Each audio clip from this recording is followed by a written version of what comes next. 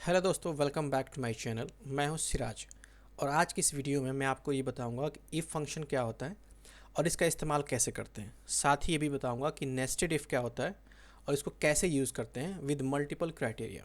For example, एक data है जिसमें कुछ स्टूडेंट्स के नाम है और उनके सब्जेक्ट और उनके कुछ मार्क्स यहाँ पे दिए गए हैं। अब मैं सिंपल तरीका बता रहा हूँ इफ़ फंक्शन कैसे काम करता है, कैसे यूज़ करते हैं इसको। अगर यहाँ पे मैं टाइप करता हूँ इफ़ फंक्शन, तो आप देख सकते हो यहाँ पे एक कंडीशन हमें पूछता है और उसके बाद अगर कंडीशन मैच करता है तो हमें क्या रिजल्ट चाहिए, और कंडीशन मैच नहीं कर रहा है तो उस पर क्या रिजल्ट हम लेना चाहते हैं।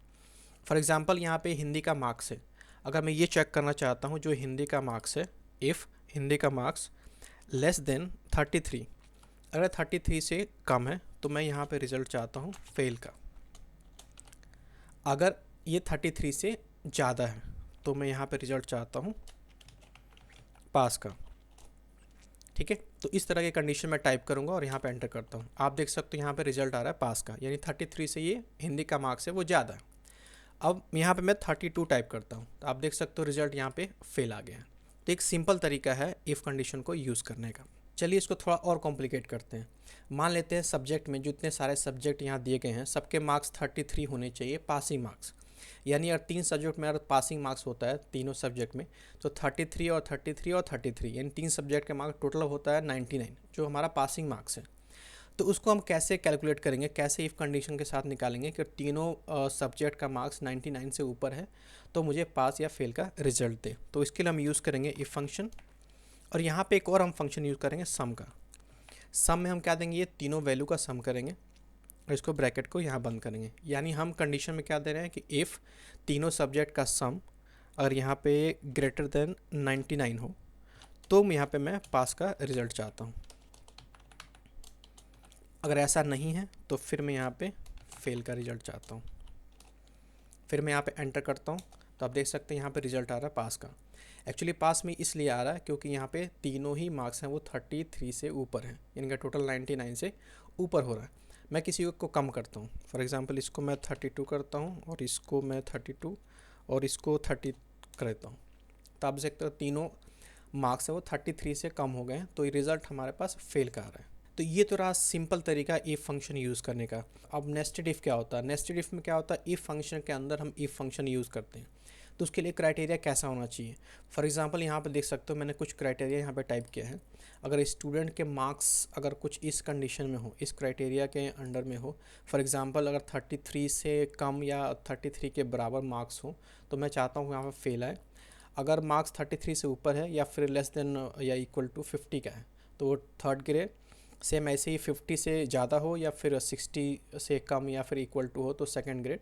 तो ये सारे कंडीशन अगर मैच करते हैं तो उसके अकॉर्डिंग हमें रिजल्ट चाहिए। तो उसके लिए हम नेस्टेड इफ़ का यूज़ करते हैं। वो कैसे यूज़ करेंगे मैं आपको बताता हूँ। इसके लिए यहाँ पे मैं टाइप करता हूँ फार्मूला इफ़।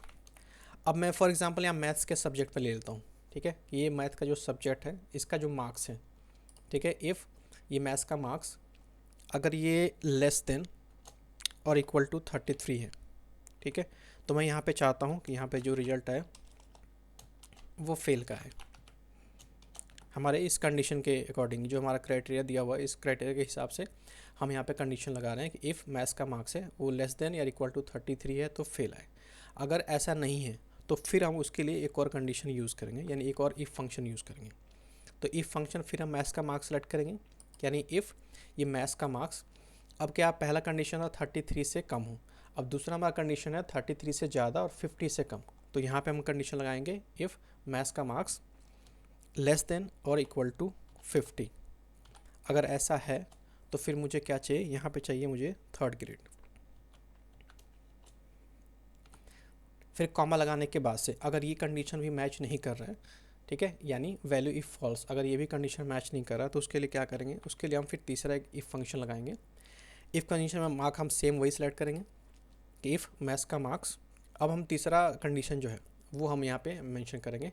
फॉर एग्जांपल यहाँ पे 50 से ऊपर और 60 से या इक्वल टू 60 से कम हो या फिर 60 के बराबर हो। ठीक है, तो इफ़ A2 लेस देन और इक्वल टू 60। ठीक है, तो अगर ये कंडीशन मैच करता है तो मुझे रिजल्ट क्या चाहिए, सेकेंड ग्रेड का। ठीक है, फिर कॉमा, कॉमा लगाने के वैल्यू इफ़ फॉल्स। अब इसके बाद से जो भी ये सारे हमने जो कंडीशन लगाए ये सारे कंडीशन मैच करता है तो हमने उनके अकॉर्डिंगली रिजल्ट यहाँ पे दे दी। तो ये सारे कंडीशन मैच कर रहे हैं उसके अकॉर्डिंग हमने यहाँ पे टाइप कर लिया है। अब एक लास्ट रह गया कि इसके अलावा वैल्यू इफ़ फॉल्स, इन सब कंडीशन के अलावा कुछ भी आए तो जैसे हमारा इस ये कंडीशन जो 60 से ग्रेटर है तो ये वाला कंडीशन हमारा मैच कर जाएगा।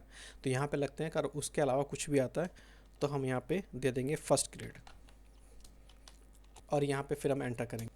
तो आप देख सकते हो यहाँ पे रिजल्ट आया फेल, क्योंकि हमने मैथ्स के मार्क्स पे लिया है क्योंकि ये 33 से नीचे है तो ये हमने फेल का क्राइटेरिया दिया था। अब इसको हम बढ़ाते हैं, इस क्राइटेरिया के अकॉर्डिंग हम इस मार्क्स को चेंज करते हैं, फिर देखते हैं क्या रिजल्ट हमारा सही आता है कि नहीं आता। मैथ्स का 33 से नीचे है तो फेल है, ये करेक्ट है। और 33 से ऊपर, फॉर एग्जांपल इसको हम 35 करते हैं तो हमारा रिजल्ट थर्ड ग्रेड आना चाहिए। तो आप देख सकते हैं यहाँ थर्ड ग्रेड है। सेकंड ग्रेड के लिए 50 और 60 के बीच में होना चाहिए मार्क्स, तो उसके लिए हम इसको करते हैं 55। तो आप देख सकते हैं यहाँ पे सेकंड ग्रेड है। फिर इसको 60 से ऊपर, यानी 60 से ऊपर तो हमारा फर्स्ट ग्रेड आना चाहिए। इसको मैं 65 करता हूँ तो आप देख सकते हो यहाँ पे फर्स्ट ग्रेड आ गया।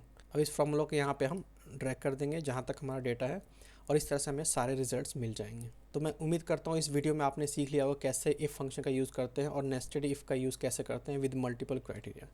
अभी भी आपको लगता है कुछ डाउट है या फिर कुछ समझ नहीं आया तो आप मुझे कमेंट करो, मैं उसके आंसर करूँगा। और इस वीडियो से सीखने को कुछ मिला है तो वीडियो को लाइक ज़रूर कर देना।